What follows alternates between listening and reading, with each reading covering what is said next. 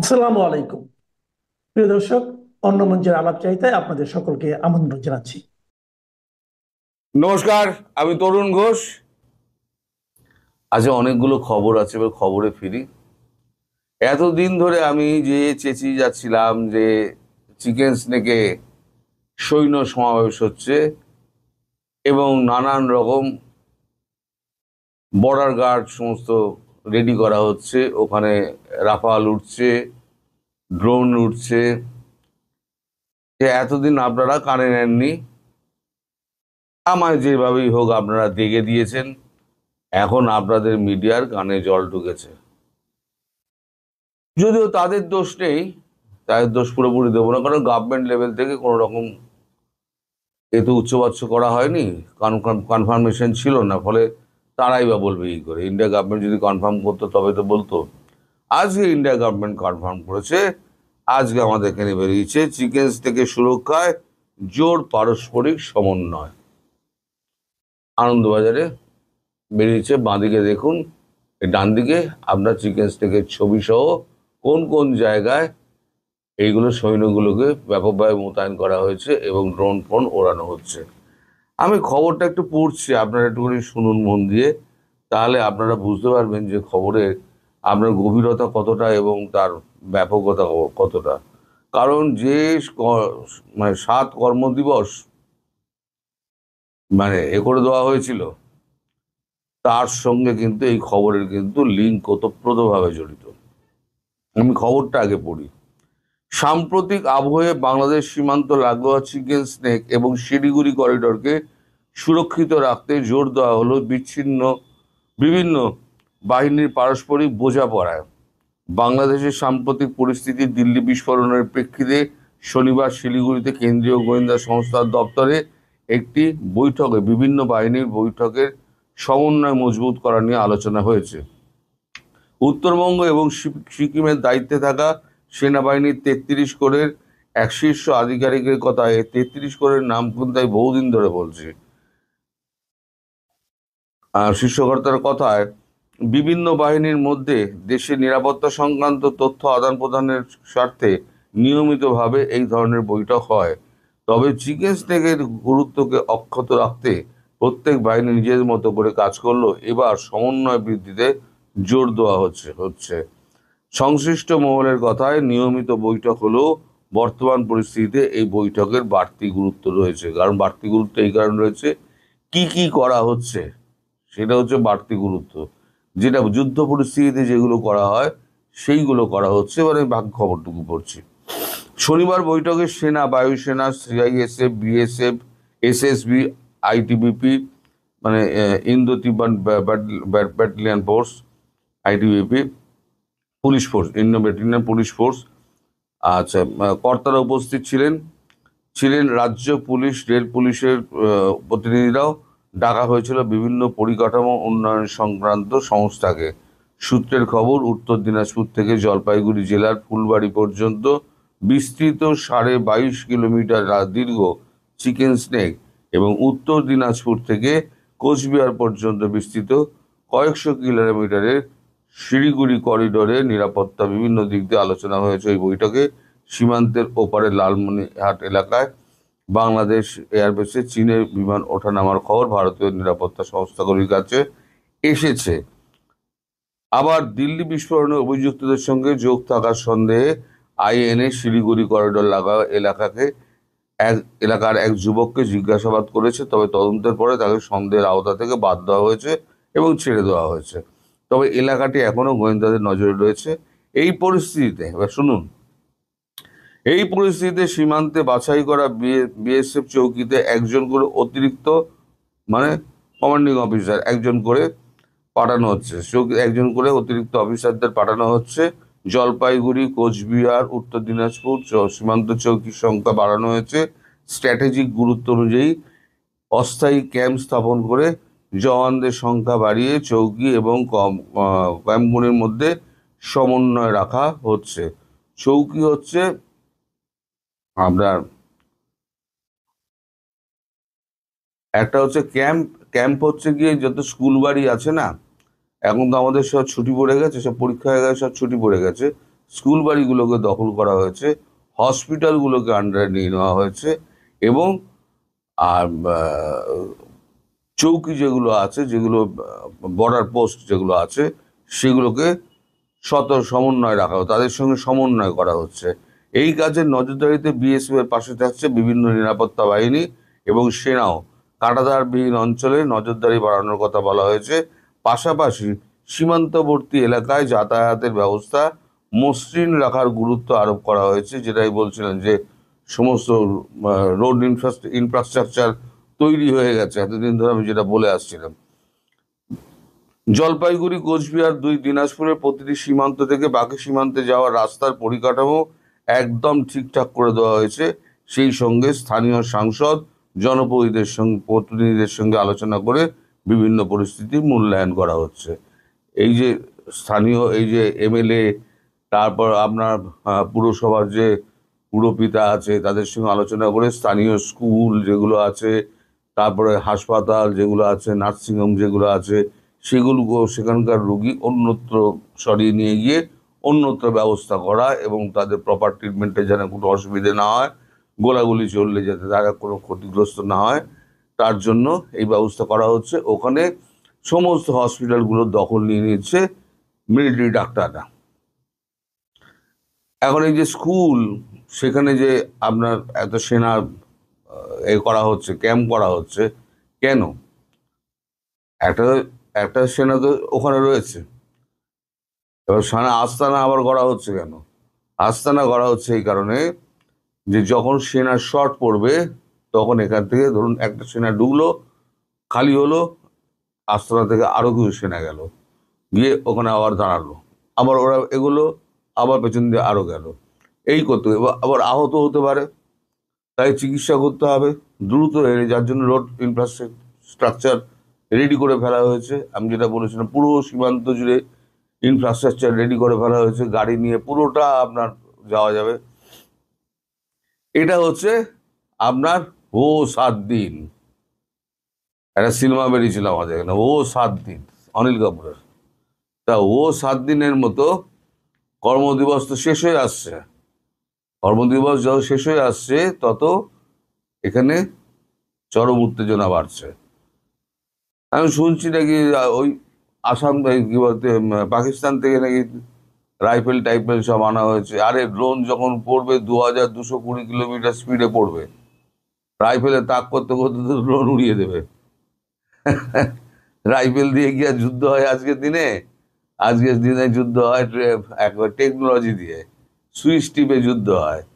সেই যুদ্ধে ওই গোদা রাইফেল আর স্নাইপার আর অমুক কিছুই কাজ করবে না। স্নাইপারকেও মেরে দেবে আর রাইফেলধারীকেও মেরে দেবে।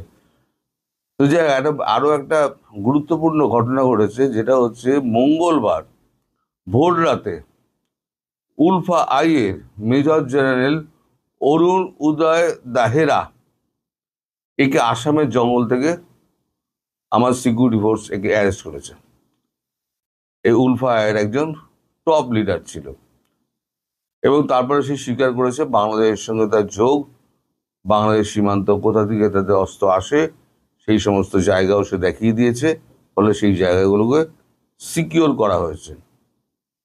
কালকে আমি যে খবরটা করেছিলাম, এই জামায়াত সমস্ত, কাল না পরশু দিনকে জামায়াত বলেছে যে তারা কার্নেজ করে দেবে, গণহত্যা করবে যদি গণভোট হয়। তারপরে তারা এই খবরটা আমার বেরোনোর পর তারা গতকালকে 4টে কাগজের অফিসে গিয়েছে, ইত্তেফাক, সমকাল, যুগান্তর এবং ডেইলি স্টার। এই 4টে কাগজে গিয়ে তাদের সম্পাদকদের সঙ্গে মিট করে তাদের বোঝানো হয়েছে যে এই সমস্ত খবর ভুয়ো এবং ভিত্তিহীন, এগুলো সমস্ত বলা হয়েছে। তারপরে এবার সম্পাদকরা কি করবে, সে সম্পাদকদের ব্যাপার। আচ্ছা, কমনওয়েলথের যিনি মাথা মানে লিড করছেন, তিনি গতকালকে ব্রিটেন, কানাডা, ইন্ডিয়া, তুর্কি, ইউরোপিয়ান ইউনিয়ন, সৌদি আরব, এদের সঙ্গে সবার সঙ্গে একটা 5 তারা হোটেলে একটা মিট করেছেন। মিট করে তাদের মধ্যে কথা হয়েছে। সেখানে উপস্থিত ছিলেন প্রণয় ভার্মা, আমাদের ভারতবর্ষের যিনি রাষ্ট্রদূত আছেন, প্রণয় বর্মা উপস্থিত ছিলেন। সব থেকে উল্লেখযোগ্যভাবে ট্রেসি জেকবসন, তিনি অনুপস্থিত দেশে থাকলেও তার হয়ে কেউ একজন ওখানে উপস্থিত বৈঠকে হয়, কিন্তু তিনি উপস্থিত হননি। ফলে এখানে একটা প্রশ্নচিহ্ন দেখা যাচ্ছে যে আমেরিকা হয়তো কোনো গ্রিন সিগন্যাল দিচ্ছে। আর এটা আরো পাকা হচ্ছে আগামীকাল পরশু পল কাপুর আমাদের দেশে আসছেন। আগে ঠিক ছিল পল কাপুর বাংলাদেশ হয়ে, ভারত হয়ে পাকিস্তান যাবেন। এখন শোনা যাচ্ছে আগে ভারতে আসবেন, তারপর বাংলাদেশ হয়ে, তারপর তিনি পাকিস্তান যাবেন, হয়ে তিনি বেরিয়ে যাবেন। ফলে তিনিও সামগ্রিক পরিস্থিতি একটু বোঝার চেষ্টা করবেন, এবং কমনওয়েলথের রয়েছে শীর্ষকর্তা রয়েছে, তার সঙ্গেও তার একটা আলোচনা হবে। আজকে আমাদের ভুটানের প্রধানমন্ত্রী আজকে ফিরে যাচ্ছেন। আর দুটো মৌ স্বাক্ষর করার জন্য ভুটানের প্রধানমন্ত্রী বাংলাদেশ সফরে আসবেন, এটা তো মানা খুব মুশকিল দাদা।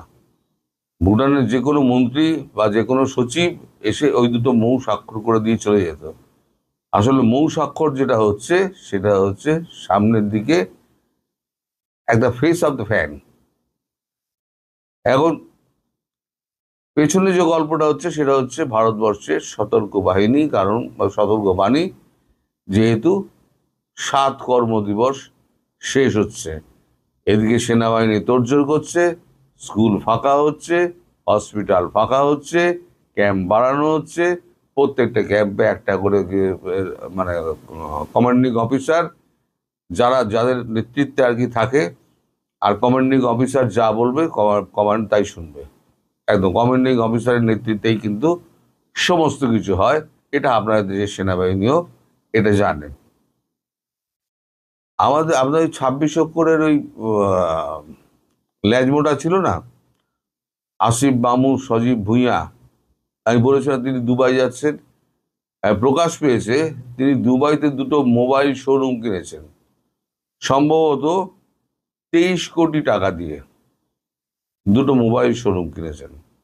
ওখানে গিয়ে কাজকর্ম করে খাবেন টাবেন, এই সমস্ত বলা হচ্ছে। আর একটা জিনিস বলা হচ্ছে, আর একটা বড় ঢপবাজি করা হচ্ছে, মিথ্যে কথা বলা হচ্ছে আপনাদের। সেটা হচ্ছে হাসিনাকে প্রত্যর্পণ চেয়ে চিঠি দেওয়া হয়েছে ভারতবর্ষকে। ভারতবর্ষে কোনো চিঠি পিঠি দেওয়া হয়নি আজ পর্যন্ত। সকাল পর্যন্ত খবর নিয়ে বলছি, ভারতবর্ষ এমন কোনো চিঠি পায়নি।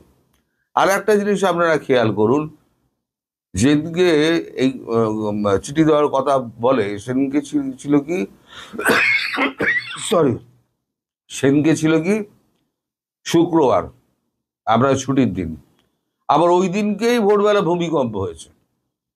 তাহলে ভূমিকম্পে যখন দেশ যখন একেবারে মানে বিপর্যস্ত, তখন দেশের সমস্ত সমস্যা ছেড়ে শেখ হাসিনাকে ফেরানোর এক্সট্রাডিশন চিঠি দেবে, আর সেই চিঠি বলবে বা ভারতবর্ষ বলবে আমি পাইনি।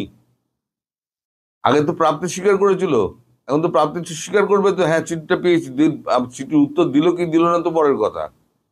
যে এই যে ঢপবাজিগুলো আপনাদের সঙ্গে করা হচ্ছে না, এগুলো পুরো একদম মানে আপনাদের বোকা বানানোর খেলা চলছে।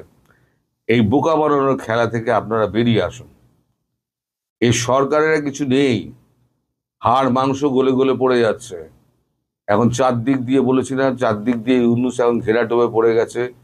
কিন্তু কেল্লাদার যারা আছে না, তারা খিল বন্ধ করে দিয়ে, কেল্লা বন্ধ করে দিয়ে পালিয়ে গেছে, ইউনূস আটকে পড়েছে।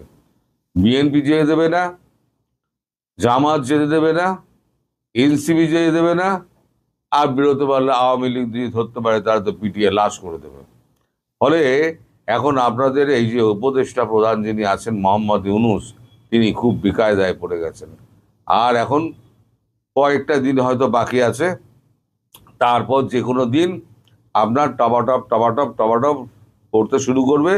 তখন দেখব যে ওই পাকিস্তান থেকে আসা রাইফেল দিয়ে কটা ড্রোন শিকার করতে পারেন আপনারা। পাখি শিকার করা যাবে, ড্রোন তো শিকার করা যাবে না। আর মিসাইল হলে সে তো আলাদা বন্দোবস্তই হয়ে যাবে। তো আমি একদিন ধরে যেটা চিল্লিয়ে যাচ্ছিলাম, এখন মোটামুটি একটা জায়গায় এসে দাঁড়িয়েছে। ফলে এবার আপনারা আশ্বস্ত হতে পারেন যে আমি পূর্বে যা বলেছিলাম, এখন যেগুলো ঘটছে সেগুলো আগে বলেছিলাম বলে আপনারা বিশ্বাস করতে পারেননি। এখন ঘটছে যেগুলো যেগুলো আপনার চোখের সামনে ঘটছে, সেগুলো এখন আপনার কাছে বিশ্বাসযোগ্য বলে মনে হচ্ছে। সবাই ভালো থাকবে। যে আমরা বাংলাদেশ আর ভারত, এই দুটি দেশ কখনো কি শত্রু ছিল? এই দুটি দেশের মধ্যে কি কখনো যুদ্ধ হয়েছে? এই দুটি দেশ কি কখনো একটি দেশকে অন্য দেশ সাপ্রেস করার চেষ্টা করেছে? আমরা এই জিনিসটা যদি একটু দেখি, তাহলে আমরা বুঝবো ভারত বাংলাদেশ এই দুটি দেশের মধ্যে যে সম্পর্ক, এই সম্পর্ককে বিষাক্ত করে তোলার পিছনের কারণগুলো কি? এটা কি ভারতের দিক থেকে হচ্ছে নাকি বাংলাদেশের দিক থেকে হচ্ছে? এবং যদি বাংলাদেশের দিক থেকে হয়, কারা করছে? আর ভারতের দিক থেকে যদি হয়, তাহলে কারা করছে? 1971 সালে মহান মুক্তিযুদ্ধে অবধারিতভাবে ভারতের একটি অবদান আমরা কোনোভাবেই অস্বীকার করতে পারি না। বাংলাদেশ যখন পাকিস্তানের সাথে যুদ্ধে লিপ্ত হয়, বাংলাদেশ কিন্তু যুদ্ধ চায়নি, কিন্তু বাংলাদেশের উপরে যুদ্ধ চাপিয়ে দেওয়া হয়েছে। কারণ কি, আপনারা যারা ইতিহাসের ছাত্র, যাদের ইতিহাস সম্পর্কে ধারণা আছে, যারা পূর্বপুরুষের কাছ থেকেও ইতিহাস শুনেছেন অথবা যারা জীবন দিয়ে দেখেছেন, নিজের জীবনে অভিজ্ঞতা লব্ধ, তারা দেখেছেন যে 1970 সালে যে নির্বাচনটি হয়, সেই নির্বাচনে জাতির জনক বঙ্গবন্ধু শেখ মুজিবের দল নৌকা মার্কা নিয়ে 2টি ভোটেই একক সংখ্যাগরিষ্ঠতা অর্জন করেছেন। 2টি ভোট কি? একটি হচ্ছে স্থানীয়, মানে তখন তো বাংলাদেশ একটি প্রাদেশিক সরকার ছিল, প্রাদেশিক ইউনিট, আরেকটি হলো সেন্ট্রাল ইউনিট। দুটিতেই বাংলাদেশ আওয়ামী লীগ একক সংখ্যাগরিষ্ঠতা অর্জন করেছে এবং নিরঙ্কুশ সংখ্যাগরিষ্ঠতা যেটাকে বলা যায়। অর্থাৎ সরকার গঠন করার জন্য আওয়ামী লীগকে পাকিস্তানের কোনো খুচরা দল অথবা বাংলাদেশের কোনো খুচরা দলের উপরে নির্ভর না করেও একটি রাষ্ট্র পরিচালনার জন্য সরকার গঠন করার সক্ষমতা অর্জন করেছে। শুধু বাংলাদেশ নয়, বাংলাদেশের অংশ নয়, পাকিস্তানের পূর্ব এবং পশ্চিম দুটি অংশ শাসন করার সক্ষমতা অর্জন করে। এই সক্ষমতা অর্জন করার পর পাকিস্তানি শাসক গোষ্ঠী, যারা আমাদেরকে তাদের উপনিবেশ হিসেবে দেখত, যারা কোনোদিনও আমাদেরকে তাদের অংশ হিসেবে মনে করতো না, যারা আমাদের বাসার উপরে অ্যাগ্রেশন এনেছে, যারা আমাদেরকে চাকরিতে সমতা দিত না, এখন বলছেন কোটা, তখন কিন্তু কোটা ছিল না, কিন্তু তারপরেও 80% চাকরি, সরকারি চাকরি পাকিস্তানিরা পেত। আপনি খেয়াল করে দেখেন, মোট জনগোষ্ঠীর 56% ছিল বাংলাদেশে বসবাসকারী, আর মাত্র 44% ছিল পাকিস্তানে বসবাসকারী। অথচ নিয়ম মোতাবেক আমাদের পাওয়ার কথা ছিল বেশি চাকরি, তাদের পাওয়ার কথা ছিল কম, কিন্তু আমরা পেতাম কম, তারা পেত বেশি। এই বৈষম্য, এই নির্যাতন, এবং আপনারা দেখেন 54 সালে বাংলাদেশে যুক্তফ্রন্ট নির্বাচনে জয়লাভ করে, কিন্তু আইয়ুবেরা সেটাকে অল্প কিছুদিনের মধ্যেই ডেমোলিশ করে দেয়। তার মানে বাঙালির ক্ষমতা পেনিট্রেট করার কোনো সুযোগ ছিল না। তার বিরুদ্ধে 62-তে আন্দোলন হয়েছে, 66-তে 6 দফা আন্দোলন হয়েছে, 69-এ গণ অভ্যুত্থান হয়েছে, 70-এর নির্বাচনে ভূমিধস জয়লাভ করেছে, কিন্তু তারপরও পাকিস্তানি বাহিনী কিন্তু আমাদেরকে ক্ষমতায় বসাতে চায়নি। আর এই পেয়ারে পাকিস্তান আমাদেরই অংশ ছিল। 1947-এর আগে ভারত থেকে বেরিয়ে আসার জন্য যে আন্দোলন, যে সংগ্রাম, এটা কিন্তু এই পূর্ব পাকিস্তানের মুসলমানেরাই করেছিল, পশ্চিম পাকিস্তানের মুসলমানরা কিন্তু করেনি। অথচ দেশ যখন পাকিস্তান পেল, তখন এই পূর্ব পাকিস্তানের মানুষের উপরেই কিন্তু সামরিক জাতাকল চালানো হয়েছে। তারপর 1970-এর নির্বাচনে আমরা বিশাল জয়লাভ করেও যখন ক্ষমতায় যেতে পারছিলাম না, তখন আমাদেরকে সাপ্রেস করার জন্যই পাকিস্তান কিন্তু বাংলাদেশে এসে যুদ্ধ ঘোষণা করেছিল, বাংলাদেশে এসে যুদ্ধ শুরু করেছিল। তার মানে বাংলাদেশের মানুষ মজলুম ছিল। এই মজলুমের উপরে জালেমের যখন অত্যাচার হয়, তখন সত্যিকার মানুষের দায় হচ্ছে তার পাশে দাঁড়ানো। ভারত ঠিক তখনই এসে এই বাংলার নির্যাতিত, নিপীড়িত, অত্যাচারিত মানুষের পাশে এসে দাঁড়িয়েছে। আর আজকের বড় লম্বা লম্বা কথা বলা জামায়াতে ইসলামী, যারা আল্লাহর আইন চায়, সৎলোকের শাসন চায়, সেটা কায়েমের জন্য যারা মজলুমের পক্ষে, জালেমের বিপক্ষে দাঁড়ানোর কথা ছিল, তারা কিন্তু মুনাফিকের মতো সেদিন জালেমের পক্ষে গিয়ে দাঁড়িয়েছিল। 4 জন মন্ত্রী নিয়ে এই পূর্ব বাংলায়, যেটা এখনকার বাংলাদেশ, সেখানে নির্যাতনের এমন কোনো জাতাকল বাকি রাখেনি জামাতে ইসলামী বাংলাদেশকে, যার কারণে এই ভারতীয় বাহিনী এবং বাংলাদেশের যৌথ বাহিনীর কাছে 1971 সালে 16ই ডিসেম্বর নাকে খত দিয়ে পরাজয় বরণ করতে হয়েছিল। আপনারা যদি বাংলাদেশের মুক্তিযুদ্ধের সংজ্ঞা দেখেন, সেখানে লেখা আছে মুক্তিযুদ্ধ হচ্ছে যারা পাকিস্তান বাংলাদেশের যুদ্ধে জামাতে ইসলামী, পাকিস্তান সেনাবাহিনী, নেজামে ইসলামী, জামাতে ইসলামী, মুসলিম লীগ, আল বদর, রাজাকার, আল শামস এবং শান্তি বাহিনীর বিরুদ্ধে যারা যুদ্ধ করেছে তারা হলো মুক্তিযোদ্ধা। তাইলে বোঝেন, মুক্তিযুদ্ধ মানে হচ্ছে জামাতের বিরুদ্ধে যুদ্ধ করা, মুক্তিযুদ্ধ মানে হচ্ছে আল শামসের বিরুদ্ধে, রাজাকারের বিরুদ্ধে, মুসলিম লীগের বিরুদ্ধে যুদ্ধ করা মানুষরা, যারা যুদ্ধ করে তাদেরকে পরাজিত করেছিল। আর এই ভারত, এই যে মহাভারত, এই মহাভারত বাংলাদেশের পক্ষে বন্ধুর মতো এসে দাঁড়িয়েছিল। তারপর 1975 সালে যখন বঙ্গবন্ধুকে হত্যা করা হয়, এই ভারত কিন্তু তখনও বাংলাদেশে এসে কোনো ইনভেশনের চেষ্টা করেনি, কোনোভাবে বাংলাদেশকে অশান্তি দিয়েছে সেটা আমরা শুনিনি। তার মানেটা কি দাঁড়াচ্ছে? আপনারা যারা বলছেন যে মুজিব বাংলাদেশকে ইন্ডিয়ার হাতে তুলে দিয়েছে, সেটি যে মিথ্যা, আমরা 75 আমরা সেটি দেখেছি। 75-এর পর আবার আমরা কি দেখলাম? দেখেন, বাংলাদেশ এবং ভারতের যে এই দ্বিপাক্ষিক সম্পর্ক, বাংলাদেশের যুদ্ধের পর বঙ্গবন্ধু পাকিস্তান থেকে এসে প্রথমেই ইন্দিরা গান্ধীকে রিকোয়েস্ট করলেন তোমার সেনাবাহিনী নিয়ে যাও। ভারত কিন্তু তার সেনাবাহিনী নিয়ে গেছে। তারপরে ইন্দিরা মুজিব একটি চুক্তি হলো, এই দেশটি যেন টিকে যায়। ভারত পৃথিবীর নানা দেশকে উদ্বুদ্ধ করেছে বাংলাদেশকে যেন স্বীকৃতি দেয়। জাতিসংঘের স্বীকৃতি নিয়ে এসে বাংলাদেশ একটি পূর্ণাঙ্গ রাষ্ট্র হিসেবে দাঁড়িয়ে যায়। তারপর বাংলাদেশের 54টি নদী ভারতের অববাহিকায়, ভারত থেকে আসা। এই নদী না হলে বাংলাদেশের কৃষি বাঁচে না, এই নদী না হলে বাংলাদেশের মৎস্য থাকে না, এই নদী না হলে বাংলাদেশের যে সুজলা সুফলা ভূপ্রকৃতি সেটা বাঁচে না। সেই ভারত আমাদেরকে এই নদীর জল দিয়ে সহযোগিতা করছে। মাঝে মাঝে এর ব্যত্যয় হয়নি, আমি সেটা বলবো না, কিন্তু ভারত আমাদেরকে সবসময় এই সহযোগিতাটা দিয়ে এসছে। এই ভারতের সহযোগিতায় প্রতিদিনে বাংলাদেশ উন্নত হয়েছে, সমৃদ্ধ হয়েছে। কিন্তু বাংলাদেশে ওই পাকিস্তানের 70 ভাগ বীজ যে বাংলাদেশে ছিল, তারা কিন্তু সবসময় শোধ তোলে যে ভারত আমাদের সব নিয়ে গেল। কিন্তু ভারত কি নিল এই পর্যন্ত আমরা তার কোনো নমুনা পেলাম না। অথচ ভারত সবকিছু নেওয়ার পরও আমরা পাকিস্তানের চাইতে ভালো আছি। কিভাবে ভালো থাকি? কারণ মহাভারত আমাদের পাশে এমন একটি দেশ, যে দেশটি শুধু ছায়া দেয়, লাথি দেয় না। বাংলাদেশকে বিপদে আপদে যখন দরকার হয়েছে ভারত কিন্তু সহযোগিতা দিয়েছে। ইন্দিরা মুজিব চুক্তিটি এই মোদি এসে কার্যকর করে গিয়েছে। তাহলে আপনি দেখেন, বাংলাদেশের যে কোনো দুর্বিপাক, দৈব দুর্বিপাকে, বাংলাদেশ পার্বত্য চট্টগ্রামে অশান্তি ছিল, সেটার জন্য ভারত যথেষ্ট সহযোগিতা করেছে যেন একটি শান্তি চুক্তি হয়। বাংলাদেশে যখন নদীতে পানির সমস্যা হয়, ভারত তখন গঙ্গার পানি চুক্তি করে 30 বছরের জন্য বাংলাদেশকে পানির ব্যবস্থা করে দিয়েছে। আগামী বছর সেই পানির চুক্তিটি শেষ হয়ে যাচ্ছে। রাজনৈতিক সমঝোতা না হলে সেই চুক্তিটি আর নবায়ন হবে না। বাংলাদেশ কিন্তু বিশাল একটি থ্রেটের মুখে আছে। ভারত খুব স্লো অ্যান্ড স্টেডি ওয়েতে কাজ করে। ভারত দেন এন্ড দেয়ার কিছু করবে না। আগামী বছর যদি এই চুক্তিটি না হয়, তাহলে বাংলাদেশে মরুকরণ এবং খাদ্যের স্বয়ংসম্পূর্ণতা কোথায় গিয়ে দাঁড়ায় সেটা আপনারা দেখতে পাবেন। এই মৌলবাদী চক্র বাংলাদেশে যারা পাকিস্তানের যারা দালাল ছিল, কোলাবরেটর ছিল, এবং যারা চিন্তায় এবং চেতনায় মধ্যযুগীয়, যাদের মধ্যে ইসলাম ধর্মের ন্যূনতম রেশ নেই।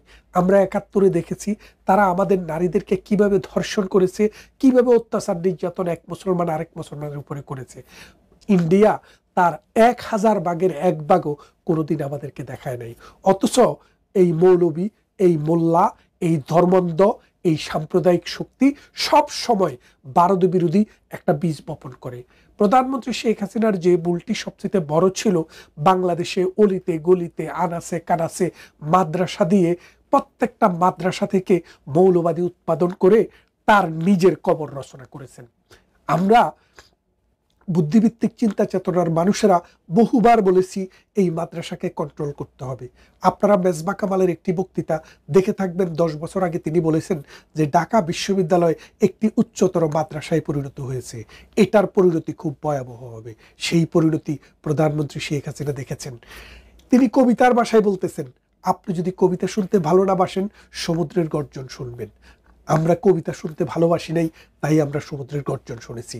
এখন বাংলাদেশের কি হচ্ছে? ডক্টর ইউনূস আরেক শকুন বাংলাদেশকে দখল করলো। এখন বাংলাদেশের আছে কি? একটি বন্দর, সেটি চলে গেছে আমেরিকার হাতে। আরেকটি বন্দর করছে কারা? ডেনমার্ক। 40 বছরের জন্য লিজ দেওয়া হয়েছে। সেই বন্দরটি হলে আমাদের যে বন্দরটি আছে, এই বন্দরটি কানা হয়ে যাবে। এই বন্দরটি তখন ওখানে এটাকে একটা বস্তি করে দিতে হবে, অথবা এটাকে একটা গো ডাউন করে দিতে হবে। আমাদের এই বন্দরটিও শেষ। কিছুদিন আগে আমাদের আগুন লেগেছিল এই ঢাকা এয়ারপোর্টে, আপনারা জানেন।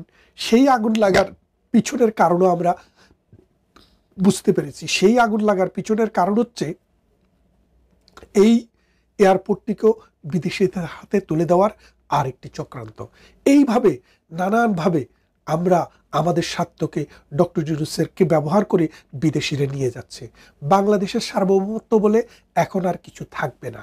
এখন ভারত দেখছে পাকিস্তানিদের সাথে আমাদের যে মেলামেশা, আমাদের দর্শকদের সাথে আমাদের যে মেলামেশা, সেই মেলামেশার কারণে ভারত আনকমফোর্টেবল ফিল করছে। কারণ পাকিস্তান উৎপাদন করে জঙ্গি, পাকিস্তান উৎপাদন করে সাম্প্রদায়িক শক্তি, পাকিস্তান উৎপাদন করে মিলিটারি শক্তি, যারা বুটের আঘাতে মানুষের হৃদয়কে ছিন্ন বিচ্ছিন্ন করে। এখন তাদের সাথে যখন বাংলাদেশের প্রতিদিন দহরম মহরম চলছে, লস্করে তৈয়বা, জয়শী মোহাম্মদের মতো লোকেরা যখন বাংলাদেশে এসে রেকি করে যাচ্ছে, ভারতের দিল্লিতে যখন এখান থেকে ট্রেনিং নিয়ে আক্রমণ চালাচ্ছে, তখন ভারতকে কঠিন সিদ্ধান্ত নিতে হচ্ছে। ভারত এখন এমন সিদ্ধান্ত নিয়েছে বলে আমরা শুনেছি, প্রয়োজন হলে যেই কোনো সময়ে বাংলাদেশে সার্জিক্যাল স্ট্রাইক করবে। এই সার্জিক্যাল স্ট্রাইকের মাধ্যমে মৌলবাদী স্থাপনা ধ্বংস করবে, মিলিটারি স্থাপনা ধ্বংস করবে। এর ফলে বাংলাদেশে যেটুক শক্তি আছে সেটুকু নিঃশেষ হয়ে যাবে। বাংলাদেশ এই গঙ্গা পানি চুক্তিটাও শেষ হয়ে যাচ্ছে, খাদ্য উৎপাদনও কমে যাবে। আস্তে আস্তে বাংলাদেশ একটি দুর্ভিক্ষের দিকে যাবে। লক্ষ লক্ষ মানুষের চাকরি এখন নাই হয়ে গেছে। রিক্সাওয়ালা, ঠেলাওয়ালা, গাড়িওয়ালা, তাদের জীবন এখন হাহাকার চলছে। এবং গার্মেন্টস শ্রমিক, যারা নিম্ন আয়ের মানুষ, তাদের শত শত গার্মেন্টস বন্ধ হয়ে যাওয়ার ফলে বাংলাদেশে এখন হাহাকার নেমে এসছে। এই হাহাকার, এই অনাচার, এই অত্যাচার, এই নির্যাতন, নিপীড়নের মধ্যে একটি দেশ কতটুক সামনের দিকে যাবে? মৌলবাদীদের এই খপ্পরে যদি বাংলাদেশ সত্যিই পড়ে যায়, তাহলে এই বাংলাদেশের সীমান্ত আর রক্ষিত থাকবে না, এই বাংলাদেশের অখণ্ডতা আর থাকবে না, স্বাধীনতা আর থাকবে না। তাই আমাদেরকে এখনই সিদ্ধান্ত নিতে হবে বাংলাদেশ কোন দিকে যাবে। ভারত মহাশক্তিধর একটি রাষ্ট্র। এখন পাকিস্তানের এমন কোনো শক্তি নেই, বাংলাদেশকে যদি ভারত আক্রমণ করে সে এখানে এসে পেনিট্রেট করবে, নাক গলাবে, কারণ তার সীমানাই এখনো রক্ষিত। তেহরিকে তালেবান প্রতিদিন কুড়িতে কুড়িতে, গন্ডায় গন্ডায় মারছে পাকিস্তানি বাহিনীকে। তাহলে আপনারা বোঝেন আজকের বাংলাদেশ ডক্টর ইউনূসের বদলতে, মৌলবাদী চক্রান্তের বদলতে কোন জায়গায় গিয়ে দাঁড়িয়েছে আপনারা বোঝেন। এখন যদি আপনারা আপনাদের চিন্তায়, আপনাদের চেতনায়, আপনাদের বোধে যদি পরিবর্তন আনতে না পারেন, সামনে আপনাদের জন্য রয়েছে ক্ষুধা, দারিদ্র, আপনাদের জন্য রয়েছে দুর্ভিক্ষ, আপনাদের জন্য রয়েছে গৃহযুদ্ধ। এই অবস্থায় বাংলাদেশ যে ডেন্সলি পপুলেটেড একটি কান্ট্রি, আপনারা দেখেন 18 কোটি মানুষ ছোট্ট একটু জায়গায় বসবাস করে, পৃথিবীর অন্য যেই কোনো দেশের চাইতে বেশি ডেন্সলি পপুলেটেড।